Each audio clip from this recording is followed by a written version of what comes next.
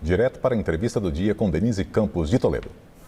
E vamos falar agora sobre a adoção das práticas de gestão que segue o ESG, sigla internacional com foco em questões ambientais, sociais e de governança e a importância para os vários ramos de atividade. Eu converso com a Marcela Ungaretti, que é sócia e head de Research ESG da XP Inc. Marcela, boa noite. Boa noite, obrigada pelo convite. É um prazer estar aqui com vocês hoje e falar sobre um tema que tem ganhado cada vez mais importância nos mercados. Exatamente, a gente vê o debate em eventos por parte das empresas, dos responsáveis pela gestão aí nos vários ramos de atividade, na indústria, no comércio, nós vemos o sistema financeiro, na agricultura, todos preocupados em seguir determinadas normas, né, que levam a uma gestão talvez mais responsável do ponto de vista ambiental, social, e essa questão da governança envolve até condições aí, por exemplo, de controle de corrupção, né, Marcela? Perfeito, acho que quando a gente fala da temática ESG é um tema bastante amplo e também bastante complexo quando a gente pensa que tem tanto a perspectiva ambiental, social e também de governança. Acho que muito do nosso objetivo, assim, enquanto área de research, é justamente entender o que as companhias estão fazendo no sentido de endereçar essa agenda, seja no que tange os impactos ambientais das operações dessas companhias, quanto também à frente social, e aí tanto numa perspectiva interna, mas também externa, e a parte de governança, que acho que acaba tendo vários tópicos que são de suma importância de se analisar, e sem dúvida, assim, a estrutura da companhia, quem faz a gestão dessa empresa, as políticas e práticas em termos de combate à corrupção, transparência junto aos acionistas, são alguns dos tópicos que a gente busca analisar em um desses pilares, que é a frente de governança especificamente. Agora, a gente pegando alguns desses pontos, por exemplo, como a questão ambiental, tem o lado do gerenciamento das atividades da própria empresa, com foco na preservação ambiental. Por exemplo, quando você pega uma empresa do agronegócio, o não desmatamento, você tem a questão de não poluir,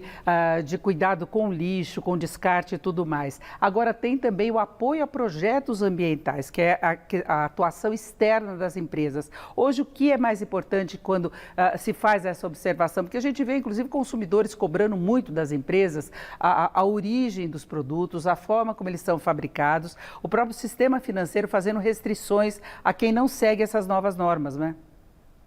Perfeito, eu acho que a gente tem visto um movimento cada vez mais intenso, tanto por parte dos investidores, mas sem dúvida também por parte dos consumidores. E aí, tanto no que tange, pensando na parte ambiental, as práticas internas da companhia, quanto também o que a empresa busca fazer olhando da porta para fora. Assim, a importância desse, em relação a quais desses critérios a gente busca analisar mais, tende a variar a depender da atividade, a depender da atuação da empresa. Então, se a gente fala, por exemplo, das companhias do agronegócio, como você mencionou, sem dúvida,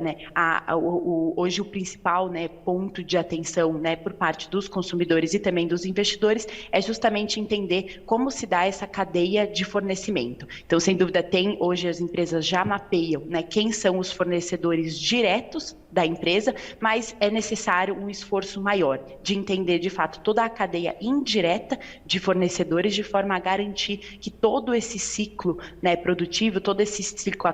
até o produto chegar à bancada, à ponta final em termos para o consumo,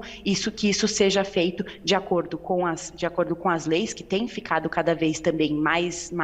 rígidas, de forma a garantir que toda a operação ocorre de acordo com as regras e, mais do que isso, com as exigências cada vez mais rígidas por parte dos investidores e também dos consumidores. Agora, Marcela, a gente tem orientações, recomendações, inclusive a ONU tem alguns parâmetros aí estabelecidos na questão ambiental. Agora, em termos práticos, como é que se pode avaliar a condição de uma empresa?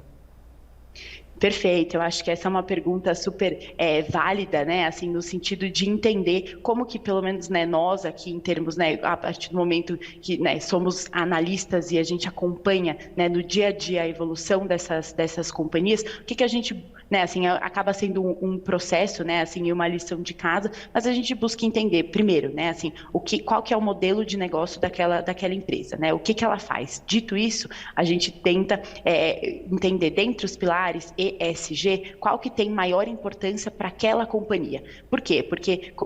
né, consequentemente, empresas que atuam em diferentes setores têm um impacto que varia, por exemplo, né, uma mineradora tem um impacto junto ao meio ambiente que acaba sendo muito maior do que, por exemplo, uma instituição financeira. Então, acho que esse é o primeiro passo de entendimento, né? Onde está o principal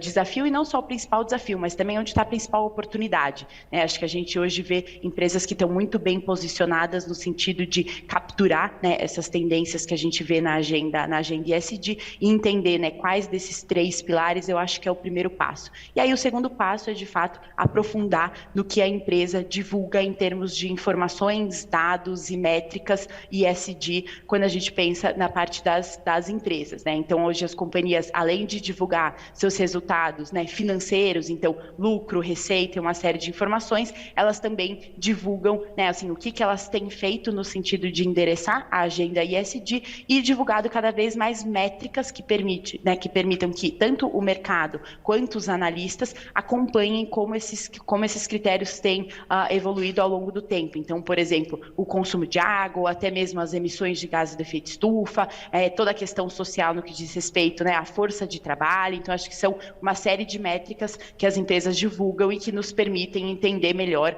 né, o que está sendo feito de forma a endereçar essa agenda e em que estágio, né, dessa grande jornada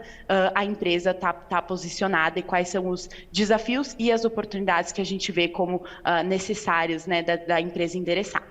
Agora, como é que você vê hoje o nível de adequação do Brasil a essas novas normas, sendo que a gente já tem a geração mais nova, até de trabalhadores, escolhendo aquelas empresas que têm maior compromisso, né, com essa evolução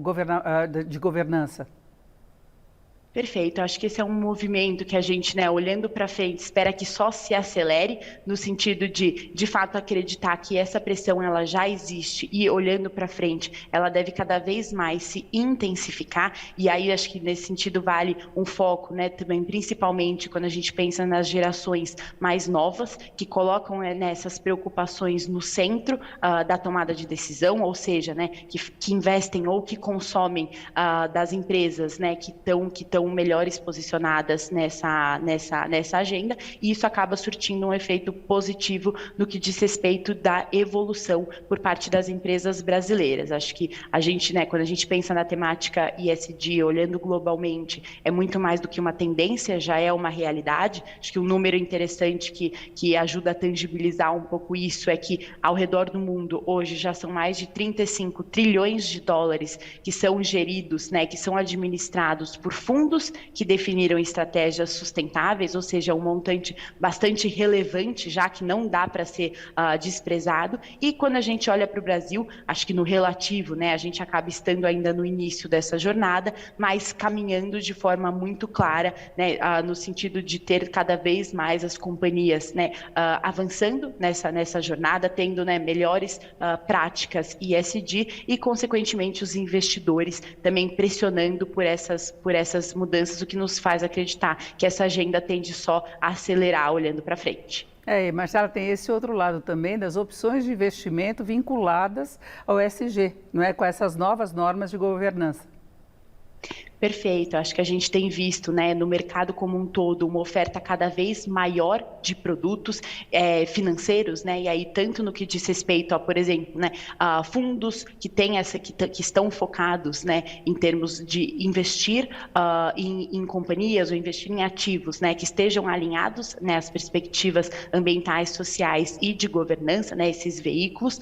quanto também, né, o investimento direto em companhias que estão melhor posicionadas nessas práticas, de forma justamente, né, ao investidor permitir ter exposição a esse tema esse que a gente, né, vê ganhando cada vez mais relevância e espera que tanto a oferta de produtos relacionados, né, aos investimentos ESG, quanto também de empresas que estão bem posicionadas, acelere bastante adiante. Acho que aqui na XP a gente já tem visto essa demanda, né, assim, nesse sentido a gente, né, hoje tem uma plataforma de opção de produtos ESG para os investidores, que é uma das maiores aqui do país, e sem dúvida esse é um movimento que vai se acelerar cada vez mais no sentido de ter diversas opções aos vários investidores, aos diferentes perfis de investidores, de forma que eles possam, né, ter exposição via seus investimentos nesse tema e, consequentemente, também financiar e investir em produtos e em empresas que estão caminhando na direção que a gente acredita que seja a direção do futuro. É isso, nós ouvimos a Marcela Ungaretti, que é sócia e head de research do ESG da XP Inc. Marcela, muito obrigada, uma boa noite. Eu que agradeço, foi um prazer. Boa noite a todos.